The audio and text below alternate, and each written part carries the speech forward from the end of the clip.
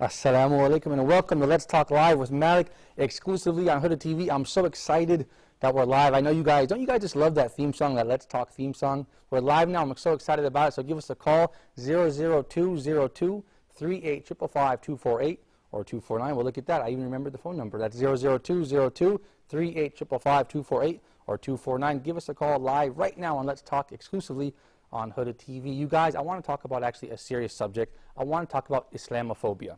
Let's take a look at that word first, Islamophobia. That's a Greek word, right? Phobia, which means fear of Islam. But that's a misleading word, a misleading term, because we're actually talking about hatred against Islam and Muslims that has actually led to violence against Islam and Muslims in Europe and America. Recently we saw in San Diego, California, a 32-year-old woman from Iraq originally in San Diego, California was beaten to death. She was beaten to death on the street by a man who had an iron rod who hit her in the head. After 3 days in the hospital, she died. Her name was Shaima al-Awadi. Excuse me, my poor Arabic. Shaima al-Awadi. She was 32 years old and a mother of 3. And they found next to her body on the street a note that said, "You are a terrorist. Go back to your country." So Islamophobia is a wrong word here. We're talking about hatred of Muslims that has actually equated to violence. And this is a very serious subject. And I brought two dear brothers to my heart to talk about this subject with me. I want to focus in this episode, however, on Islamophobia and violence and hatred against Muslims in Europe. So I brought two German Muslims with me, inshallah, alhamdulillah. I'm so happy to have them.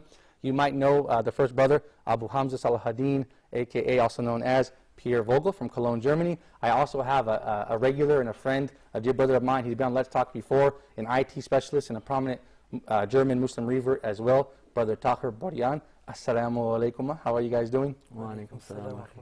Now, I feel like we're live from Berlin right now, but we're not. Thank you guys seriously for joining me. It's always a pleasure to have you guys. Thank you so much. And of course, we have our handsome studio audience, mashallah. Thank you guys for joining us as well. A lot of people don't know this brother in the back right here with the microphone. What's your name, brother? Assalamu alaikum. My name is Muhammad Adil. Alaikum assalam, brother Muhammad Adil. A lot of people don't know. He's actually my Arabic teacher. MashaAllah. Thank you for coming this time. Thank you so much. So, like we said, starting with you, Abu Hamza, what is the reason for this hatred against Islam and Muslims in Europe? Maybe you can share your experiences in Germany, because I think we all agree there is a hatred against Muslims and Islam in Europe. No, actually, this Bismillah ar-Rahman ar-Rahim, this is actually a very long topic, but to start right in front, you know, to talk about why there is this hatred spreading, where does this agitation come from? There is a direct and an indirect agitation against Muslims. Okay. And the direct agitation is in a lot of websites in every country in Europe. And these websites are, and I want to say it from the beginning, are using the propaganda methodics of Adolf Hitler in a former time. Okay. Adolf Hitler, he wrote in his book, My Fight, 4 points of propaganda, that it has always been capable or easy for the easiest minds, you know, so you have always to repeat stereotypes always and always again. Then the next thing is that you should never mention something good about the persons. This is now what they do with Islam. If a Muslim says something good, they say, this is taqiyya, you know, he's lying about this religion. Or they say, or it's a non-Muslim. You know, it's one guy, his name is, for example, Muhammad, but it's not related to Islam. But it has nothing to do with Islam. And the fourth point is that they say you should destroy or defame those who defend them. And these are now in Europe who? The socialists and the, you know, like the people, you know, like the communists and so. And this is also the reason why Anders Breivik in Norway killed the socialist youth. And this, I really want to say this. This is exactly what Adolf Hitler did when he became the leader of Germany in 1933. The first thing he did was he burned by himself the Reichstag. Reichstag is a big building from the government, and then he said, "Oh, this was a socialist who did this, a communist." To stop the communists.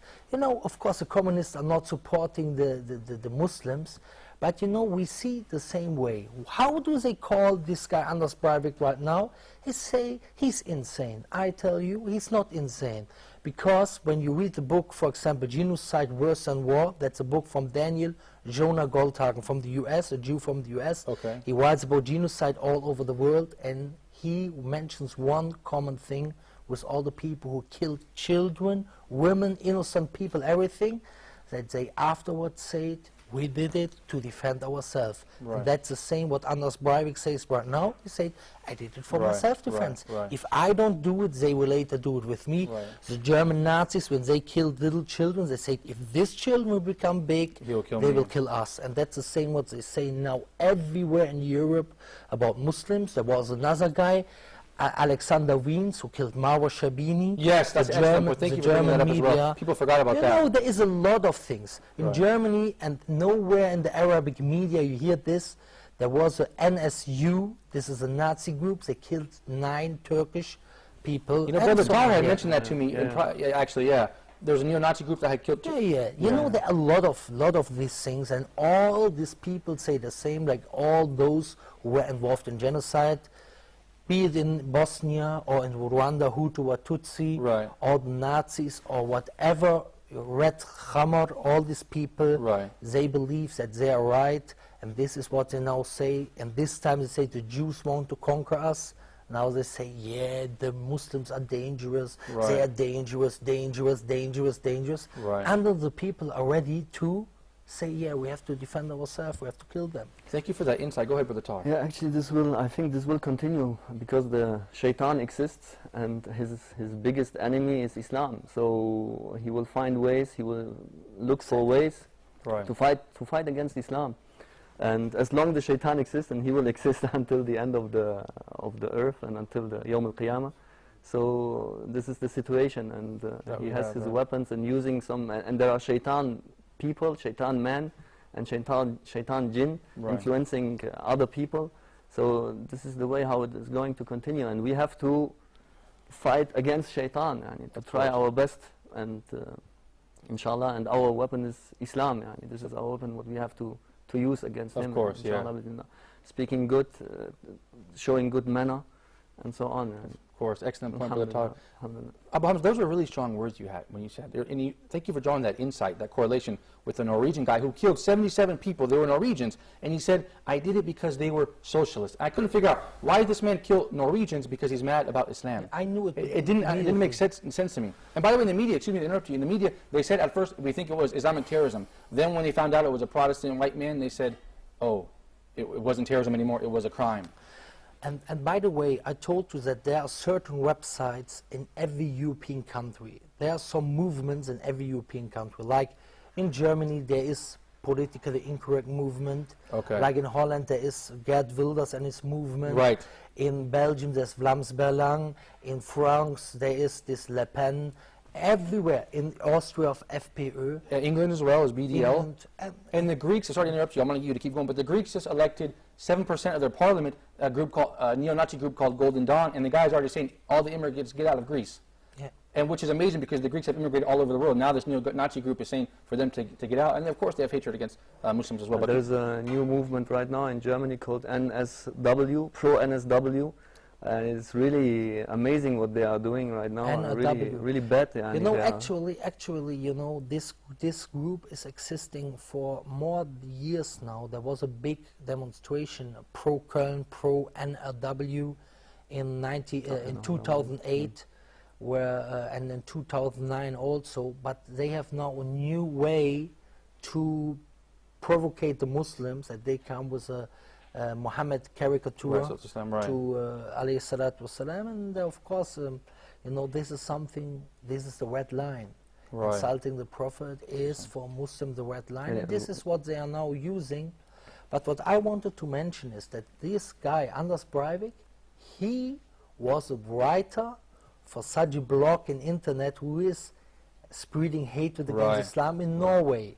This is very important, you know, and what I want to say is, I know this topic quite well, inshallah, because I made some lectures about it, and the people were very shocked, and I realized that the German media doesn't like it.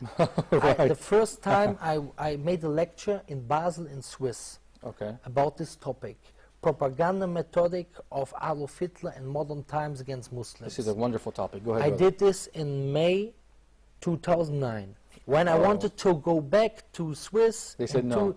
in December, they banned me from entering Swiss. That means you right. Yeah. They said I'm a danger for the inner security. Okay. You know, never happened something when I came. Right. But I think the truth is something. The truth hurts. The truth Yeah. hurts, Yeah, and the danger, truth yeah. is a danger for the inner security. Yeah. I said in this lecture, I said, if this was in April or May 2009, I think April, I said if the agitation against Muslims will continue as it is now, you will see that a Muslim will be killed, or even I said a Muslim woman with hijab. In May 2009, I said it to Hannoversche Allgemeine, that's a newspaper in West Germany. Okay. I said, if you continue your spreading hatred against Islam, and if the German government is not clothing these websites, you will see that the first woman will be killed. On the 1st July of 2009, at night, we got a phone call. An Egyptian woman, her name is Marwa Shabini, was today stabbed in the court of Dresden. Right. When we hear this, the first thing what I wanted to do is, I wanted to know, is this right?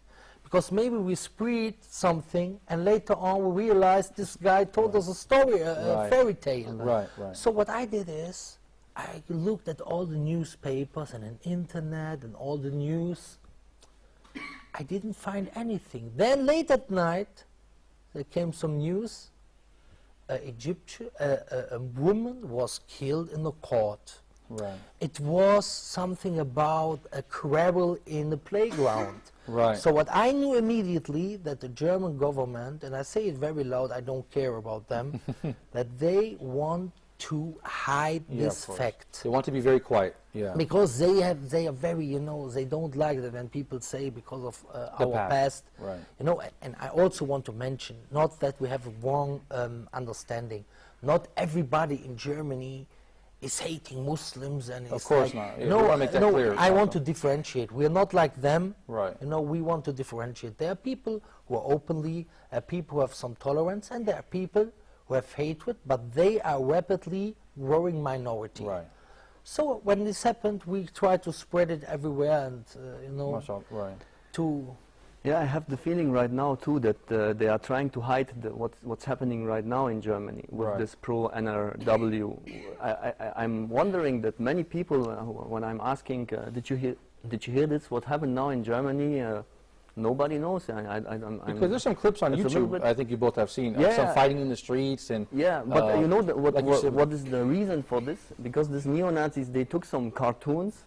And really surrounded by the police, and they're going to masajid, and the police are like taking care about them, nobody can touch them, and it's supported by the German. They approved it, the German government approved it by in the court, with a court, and so they are going with these cartoons and provoking the Muslims. Right. And I think every Muslim, when he's hearing about this, when he hears about this, so. And he's going totally upset, if you and cartoons of the Prophet. But shouldn't we have a better response? We have to put together a coordinated response to this, right? Yeah, not just to get angry, although naturally to get angry, but not to act with violence, because people react with violence, and this is a bad approach. We have to use wisdom and use the law. You know, it's always easy to say this when we are not standing in the front row. Yeah, but, of course, right. But of course, you know, my opinion is that the best way to answer this is like the Prophet answered this in the same situation. You know, there were situations where the Prophet answered with power. Right. Because Islam is not a pacifistic religion. Right, let's get that straight. And we want to mention this. Right, you know, and you know, this is really a red line. But at the time when he was in Mecca, he was, and I talk also with some sheikhs about this, he was answering with his dawah. But this is easy said. You know, we are not standing in the front row. These are our brothers who are standing there. They are very young. They want to do something. Yeah, right. And it's also not right that we really attack the police. But what happened is they wanted to go through the police to these people to take this picture. Right. So what happened is the police had to defend these people. I mean, this is a law in Germany. In Germany, it's also allowed. They have to think about a bit more about their understanding of freedom of speech. Yeah, throughout the world. Pierre Vogel, I'm speaking about the fact. You know, can you imagine in Germany if somebody is taking a picture of Adolf Hitler, would they let him? That's with a a great picture point. running That's a great point. no, they would say it's not possible. No, but as long as that's what he was saying. As these are Muslims, yeah, they let it go. We can provoke them. We can. That's a great point. This is exactly what I want to say. That's what you meant. Yeah, we have to rethink freedom of speech. They have to think about their understanding about freedom of speech, because it's not right that you are allowed to do anything. For example, if I would go with a picture of a Jew where I insult Judaism, they will maybe put me into jail. Right. I'm not allowed. Or with Adolf Hitler, a picture. I'm not allowed. Surely even, put you into jail. I'm not allowed even to what? To doubt the Holocaust. Right. You know, I'm not allowed. Oh wow. You know, I'm not talking about. You know, it's not allowed. This will put you into jail. There's no freedom of speech on this topic. But I guess this topic. So, but Pierre Vogel, you're saying, brother, you're saying we need to rethink freedom of speech throughout Europe. Yeah, they have, you know, we have to really, on an intellectual level, also to try, but they don't want it. They don't want to try, Yeah, to speak with them about this. Right, because, first of all, you know, freedom of speech has everywhere his borders. Right. Also, you know, in Islam, there's also kind of freedom of speech, but you're not allowed to say something which hurts or destroys or is bad for the society. That's the same in Germany. I cannot say, insult some people. I will get, if I libel, slander, they take you to court. For example. So why? But what? In case of religion, you are allowed in Germany to insult Jesus. Right. You know? Of course, we are also against this. You know, actually, we as Muslims, it's not my words. It's what Allah says in the Quran. Surah Al-An'am, verse 106, Allah says, وَلَا تَصُبُّوا الَّذِينَ يَدْعُونَ مِن دُونِ اللَّهِ فَيُصُبُّوا اللَّهَ عَدْوًا بِغَيْرِ عِلْمٍ. Don't insult those who they worship besides Allah, the idols, so that they insult Allah in without knowledge, in transgression. So we are not insulting the religions. We want to try to speak in an objective, intellectual level about what is right, what is wrong. You can discuss with us, is Islam the true religion? Allah says in Surah Al-Nahl, verse 126, He says, "Urtu ila sabila rabbika," I think 126 or 125, "Urtu ila sabila rabbika bi-hikmati wa maw'idhati al-hasana wa jadilhum billati ahsan." It means, call to your way of your Lord with wisdom and nice speech, and dispute with them in the best way. A dispute can only be if there's somebody who has another opinion. Excellent point. So this is something we have really to talk about with them. Excellent point. Thank you, Brother Hamza. Brother Tahir, stay with us, you guys. And so the audience, don't go anywhere. You guys at home, don't go anywhere. We're still talking about Islamophobia. Stay with us. We're just going to take a short break. We'll be right back. Abu Hamza, in the previous segment, you had said something very interesting. You had said the agitation against Muslims in Germany right now, and in Europe, we can say, Brother Tahir as well, is similar to the agitation against Jews before World War II. That's a big statement. Can you elaborate a little bit on that? And tell the Muslims in Europe, do they have a reason to be scared, or should they feel confident? You know, we should not be scared. فَلَا تَخَافُونَ وَخَافُونِ إِن كُنتُم مُؤْمِنِينَ. Don't fear them, but fear me if you are believers, says Allah in the Quran. You know, but we should be aware. Okay. You know, the Prophet ﷺ, he was always aware what is going around him. So we should be aware. But we should not despair or think, oh, we can't do anything or whatever. But I think the best way to answer is to fight against this fear. Because, you know, when in the Second World War, in the year 1941, the war against the Russians began. Okay. And the Germans killed there 25 million people. How was this possible that they killed all the civilians? It was possible because before they told them, these are people, you have to kill them, otherwise they will come back to you. Right. How we can stop this phobia, if we call it like this, Okay. the best way is to confront the people with a true Islam. You know, this is some people think the best way to go away from this is to hide Islam, that they don't see you, but it's opposite. Right, You right. have to confront the people with Islam, because when they see you, when they talk with you, even if they don't like you, but this attitude Right. that can grow even to kill somebody, this will not appear. Right. This was also the problem of the Jews. You know, the Jews did not confront the people. Right, What right. kind of agitation is this? Right, right. You know, but I want to mention for all the Muslims around the world, Yeah. around the world, and we have to have this in our heart. Islam will enter every house. These are not my words. These are the words of the Prophet alayhi salatu wasalam. He says, لا يترك الله بيت مدر ولا وبر إلا أدخل هذا الدين. Allah will not let any house, be it of stone or a tent, but He will put this religion into it. And Allah says in the Quran, He says, وَكَانَ حَقًّا عَلَيْنَا نَصْرُ الْمُؤْمِنِينَ. It's our obligation to make the believers victorious. So don't be afraid, but be aware and work. That's my That's your advice. my, Thank you. yeah, Jazakallah khairan. Thank you, advice. Sheikh Abu Hamza. To me first, and then To for all the other Muslims. people. Jazakallah. Thank you, Sheikh Abu Hamza. Very inspiring, actually. Brother Tahir, we saw the rise of a neo-Nazi group, like I said, in Greece, who surprisingly won 7% of the parliament. With the rise of this kind of right-wingism, extremism, I guess we could say, do you think it's possible that the Muslims of that the people of Europe will try to give the Muslims a Holocaust No, as well? Do you think it's like, because we're talking about agitation against Jews, and look what happened. Do you think? No, I don't think so. That It's not to that could extreme. happen. I don't think so. Yeah. I hope, inshallah. Yeah, I'm yeah, sure it right. will not be. But I don't know what are the intentions right now. Right.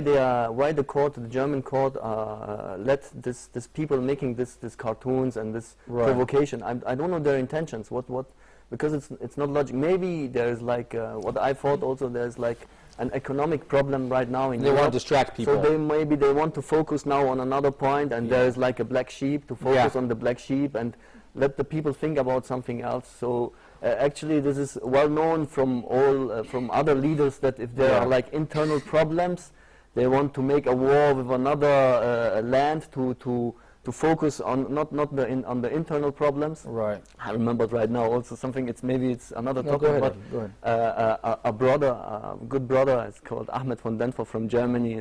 He was well known before. He said a non-Muslim. His example is like this. Yani, he also a non-Muslim who has not Islam in his heart. He has an internal war from his heart. He has an internal war. So what he is going to do? He starts making external wars against other peoples, but not wars. I don't mean with violence or something like this. Maybe verbal wars or verbal discussions. Right. Not to think about his internal problems. Yeah, of course. Yeah, that's a good point. This is maybe something Related to this going topic. back to the individual. Yeah. But I guess that it could be. I don't know the reason why they are doing this and how far it will go. Good question. And as you think, could it go until the Holocaust like it was with the Jews?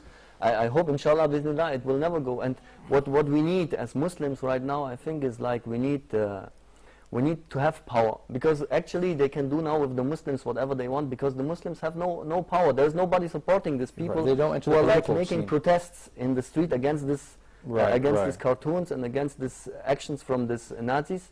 Nobody, not an Islamic or a power like a caliph is supporting these people. So they are like playing with the defenseless people. Excellent so point. I think it's. And by the way, speaking of all this stuff, you guys know today in The Hague in the Netherlands that Serbian man who was responsible for killing 8,000 Muslim people in Srebrenica was on trial today.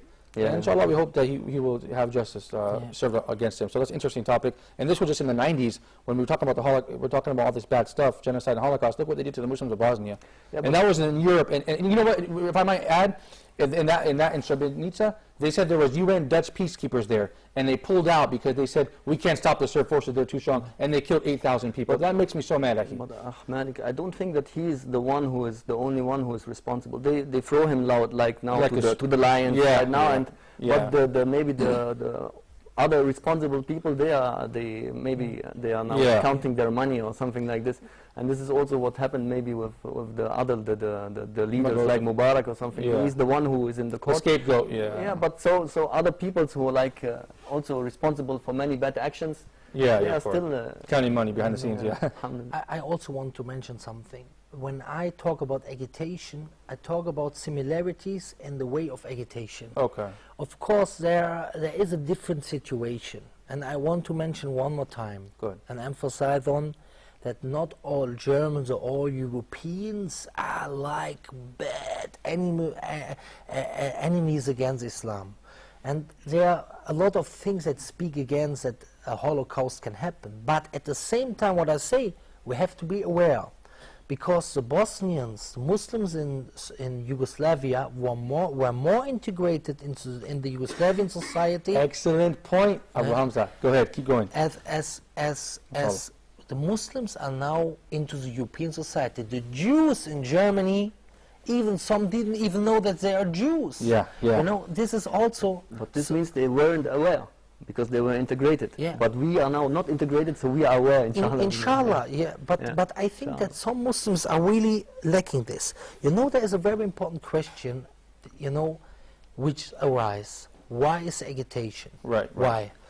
You know, I think 6 years ago, I heard a lecture from a sheikh from Egypt, and he said in this lecture that you have so long freedom of speech as you are not able to change anything.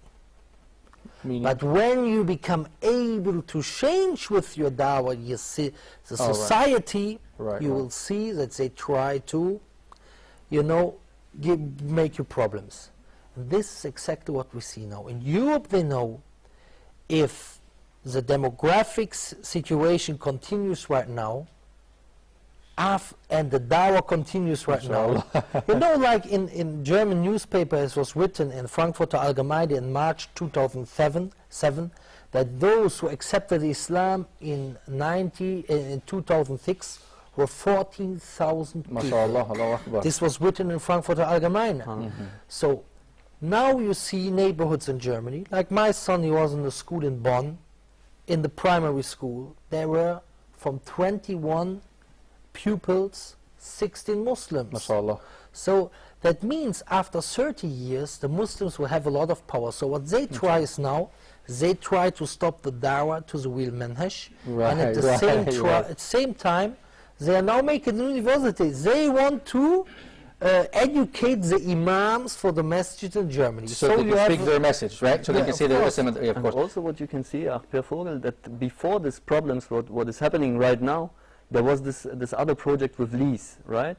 That they were like giving Qur'ans for free for the people, and they were like in about every German city, they were like giving the Qur'an for free without any money. Come on and take the Qur'an for free. After this happened, there was like they made some controversy about it. Yeah, controversy in the media and so on. And after this, this neo-Nazi appeared. And it could happen something that there could be some similarity. Yeah, because maybe they know, you know, what I know from my experience, a lot of people, and I'm among them, entered Islam because of reading a translation of the Quran. Right. So maybe you know also a lot who entered Islam like this. So our aim was, or the aim of the brothers, to distribute 25 million translations of the meaning of the Quran in Germany. So after some years, they already distributed now 300,000. Always donations from Germany. You know, the brothers, there is nothing from outside, you know, from an organization outside.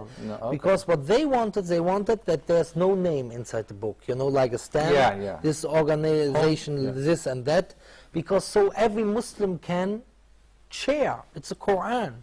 So, you know, when this happened, they started an agitation which we have never seen before. Right. Even with me, you know, they were before me making a lot of trouble, but this I never saw. Yeah, you know, these people, it's no problem about distributing the Quran, it's allowed in Germany, but the people behind They this make some project, sort of controversy behind yeah, it. they make like, you know, oh, they're very dangerous. But I say you something, this is always free advertisement. When they, Yeah, I agree. when they started with this, the people in Berlin, a friend told me, distributed on one weekend 5,000 translations. And I think even they are searching for laws against this, right? I had this impression from the media that they are searching for laws to not distribute the Quran. Let them forbid it, then we find another way, inshallah. Let's go to the audience. I'm trying to keep you guys waiting. We have this brother in the front row. Go ahead, brother.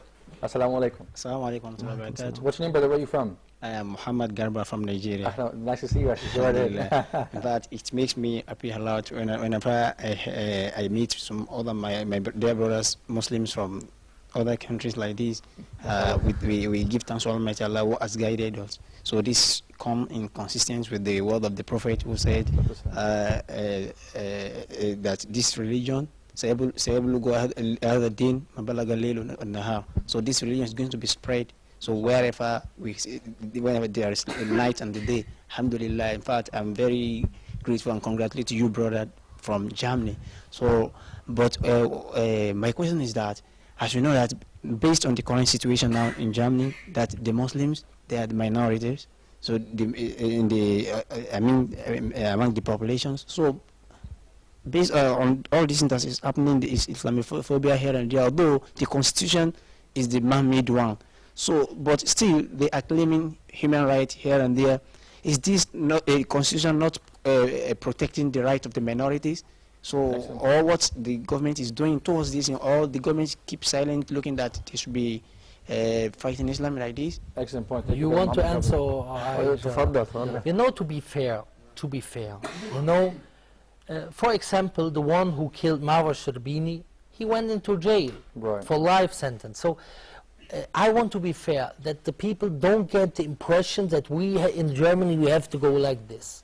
What they try to do, they try to bend their laws as far as they can. I give you an example. Me, for example, I was giving lectures all over Germany in mosques. Okay. So what happened is, in these mosques, so a lot of people accepted Islam. So the German Secret Service, they went to all the mosques, and they say to the people, hey, you know, you are our friends and we like you very much, so please sign a contract, integration contract, so you only invite those people we like. So they didn't ban me because it's not allowed, you know, in German law, you have the freedom of speech. But if you take the directors of the mosque as your friends, then you can, that it works that you cannot go anywhere to these places anymore, you know. So I don't want to say, you know, that everybody is unfair and everybody is against us or something like this. As I told before, there is a rapidly growing minority, and this rapidly growing minority is influencing the politics also. And they're making a lot of trouble. And also the Secret Service, they need some success sometimes, you know. They need so when they can say, yeah, you know, we have something to do. These people are very dangerous. Otherwise, you know, we don't need a Secret Service. So these people need a job. Poor guys. Excellent point. Thank you guys. You guys at home, stay tuned for more Let's Talk right after this short break. Talking about Islamophobia with Brother Tahir as well as Sheikh Abu Hamza.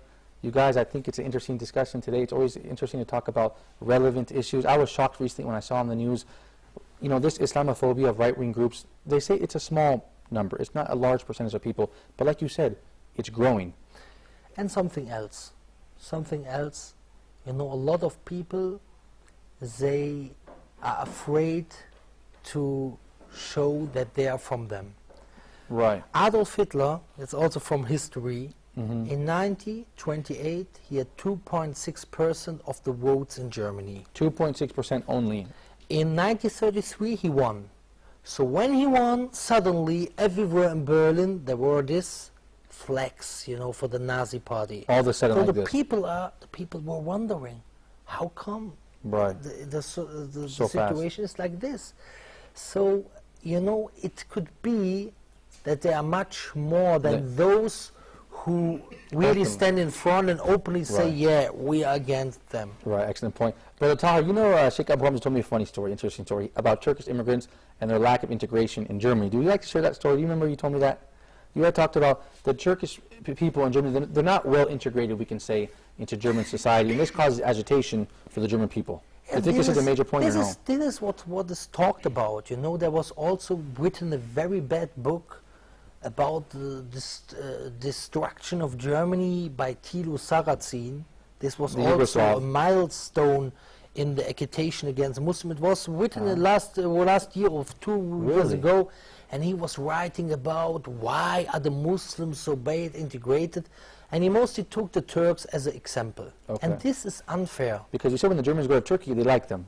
You know, the Turks, they were brought to Germany, and they wanted to go back 10 years later, and they were all put in one neighborhood, and they have the German, the Turkish barber and the Turkish shops and everything, and then, you know, they're all living together, they're all working together. Of course, they're talking only their language together, and then you say, hey, why the education is not so good?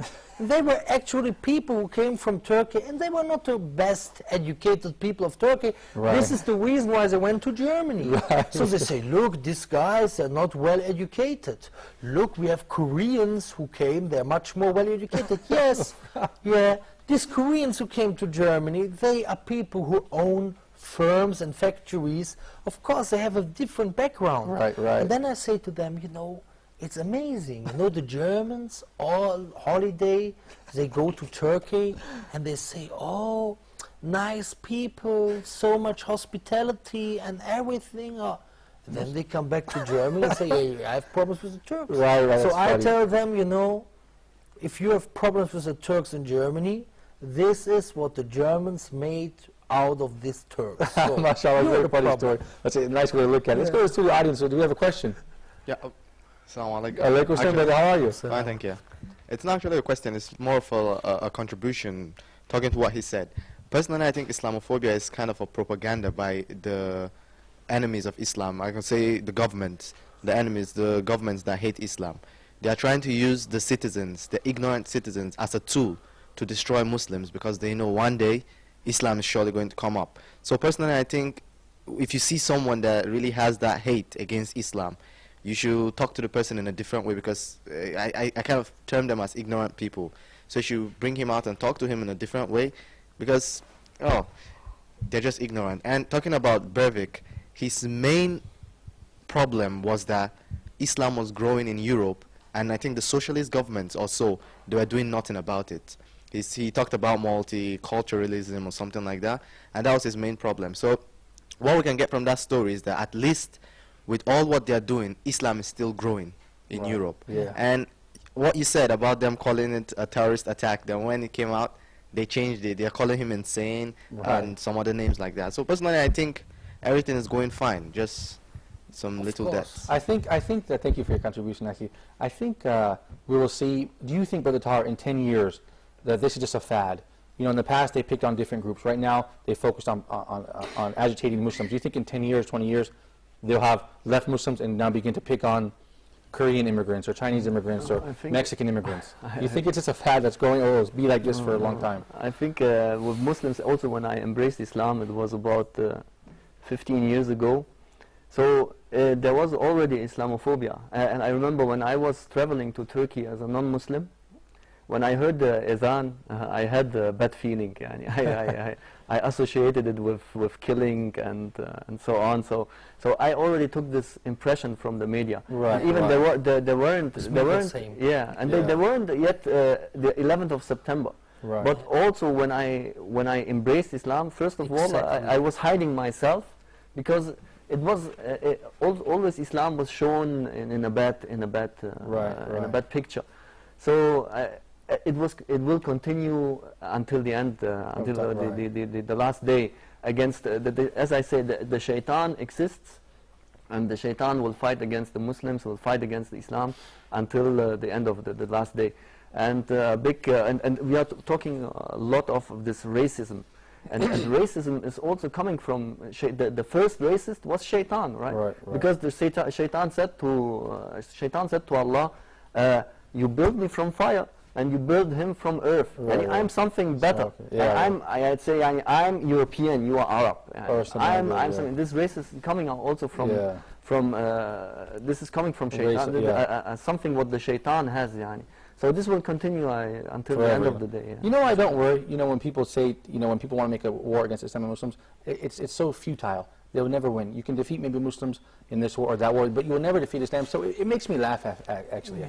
You know, I want also to emphasize on something very, very important for the Muslims around the world, because a lot of Muslims unfortunately don't understand this. And we have to learn the biography of the Prophet ﷺ. As stronger his dawah became, as stronger the war against him was. When we see the Meccan period, in the 10th time after he was sent as a prophet, the dawah was almost fully stopped. Right, okay. And the win of Allah, the victory of Allah, has always two ways. It comes in a situation where you have no way out anymore. Like Musa alayhi salam, when he was standing at the Red Sea, there was no way out, the help of Allah came. Right. Musa, but he had to do something. Right. He had to put the stake, hit the stake on the sea. And then Musa went through the sea, and when he was on the other side, he was hitting against the sea. But Allah did not close the water. Why? Because Allah had a different plan. He wanted that the Pharaoh enters the water. The Prophet ﷺ, when the dawah was fully stopped in Mecca, fully stopped, then in the 11th year, there came 6 people from Al-Khazraj, from Medina. Then the 12th year, Bayatul Aqaba, Kubra. Then afterwards, the Hijrah, and so on and so on. Always, when you think there's no way out anymore, and this is the victory of Allah comes, when you think there's no way out anymore, like Ghazwatul Khandaq. Ghazwatul Khandaq, now Bani Qurayza is against us. 1 month they are standing there. The Muslims are exhausted. Then one man, Nu'aym ibn Mas'ud, enters Islam, and he is the reason, and then the wind comes, at the end. Right. Why? Because Allah said, وَلَنَبْلُوَنَّكُمْ حَتَّى نَعْلَمَ الْمُجَاهِدِينَ مِنْكُمْ وَالصَّابِرِينَ وَنَبْلُوا أَخْبَارَكُمْ. And this, we will test you until we know those who struggle and those who are steadfast. The next thing is, the wind comes always in a way you don't expect, and sometimes you even hate it. Why? That we know that the help is alone from Allah subhanahu wa ta'ala. And I remind people, thank you for that reminder. I remind people too, didn't Islam conquer Persia? Didn't Islam conquer Rome? Aren't the Muslims sitting in Constantinople, which is now Istanbul? Didn't the Prophet ﷺ promise that man who was chasing him, I forgot his name, something Ibn Malik, I think. Suraka. Yes, he promised, I will give you the gold bracelets of And didn't that come true? So when people make a war against Islam, it's futile. You can abuse Muslims, maybe defeat them here and there in battles and wars, but you're making a war against Islam. These countries... وَالْعَاقِبَةُ لِلْمُتَّقِينَ. And the end is for the God-fearing. And people say to me, excellent point, people say to me, we have a constitution, we're a modern country, we've been here 100 years, 200 years. I say to them, we have the laws of Allah. In 10,000 years, they called Muslims backwards. In 10,000 years, where those countries that we are talking about today even exist, where their constitutions and laws have changed 100 times over, today in California, they said homosexual marriage is okay. Next year, the voters said it's not okay. So which one is it? Yeah. So inshallah, I don't think it's Islamophobia. I don't think it's, I think Islam, inshallah, will withstand it and only get stronger, inshallah. Of course, that's the way. Yeah, that's the way. Do you have anything from our studio audience? Yes. Alaykum salam. By the way, you're from? My name is Ahmed, and I'm from Egypt. First of all, I just want to say, may Allah make it easy for all our brothers around the world who struggled because they are Muslims. And then I have a question to our brother Vogel. You mentioned in your speech that in every problem around the world with Muslims, there are persons who are in the first row who are struggling more and more because of the problem. What is the rule, and how can we help those who are in the front row, in spite that we are in a big distance from them. How can we help them? Every Muslim in the world, how can they help them? Excellent point. Thank you, Brother Akram. We only have 2 minutes before the end of the program. I want to start by saying I think it's good for the Muslims in Muslim countries to be a good example, so people, that the Muslim minorities in Europe and America, can have something to look towards and say these people are being a good example and they're supporting us. So what do you think, Sheikh Abu Hamza? The first thing, you know, the good example we hear always, this is good, but I want to say we have to have an aim. And then we have to go this way until the end. Our aim has to be to do everything, that every heart beating is for what?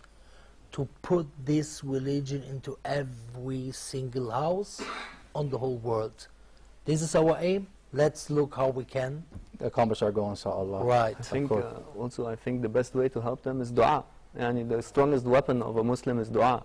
Yani, and also what I think in this right now, in this situation, and what I would like is like that also some protesters now in the Arabic countries are going to the street and saying we don't like these cartoons, what's happening in Germany. Of course, but they are not informed. They're sleepwalking. We see more protests in London, not in the Middle East. Yeah, to show that we are one, yani. The Muslims are one. Exactly. Yani. If you are doing this, if you are showing cartoons from the Prophet, yani, this is not right. You have to have one voice. You are hurting the whole Muslims, not only the Muslims in Germany. We need also a strong voice in Arabic countries who speaks, for example, with the German government, for example, says them, look, we have to talk, is this freedom of speech? Have some strength. You know, you can discuss with us about religion. If you don't like something in Islam, you can. Right. You have freedom of speech. One hand, one voice. One hand, one voice. We don't have the power right now. We don't have a Khalif. We don't have the power right now who is supporting this. His brothers. I think that's the end of the episode, you guys. I want to go longer, but Brother Muhammad out in the back, he needs some water. He's coughing a lot. We're going to end the episode now, you guys. I just want to reiterate, we're one voice, so we need to stick together, inshallah, and we'll get to these difficult times. Thank you so much, Sheikh Abu Hamza, Salahuddin Pierre Vogel, all the way from Cologne, Germany. We have an open invitation here. Actually, I always love to have you on the show, so come back next week, the week after, and the week after, and every week. Make you the co-host, inshallah. Inshallah, no, you know, the next week's, inshallah. Okay, we will. We'll work together, inshallah. Thank you. Thank you so much. Brother Tahir as well, the same goes for you. We're going to make you the coach. We want you to keep coming back and talk about these interesting stuff. Thank you very much. Thank you. And you guys at home, thank you for watching Let's Talk right here on Hooded TV. We hope you benefit from this program. So until next time, we leave you in the care of Allah. Assalamu alaikum wa rahmatullahi wa barakatuh.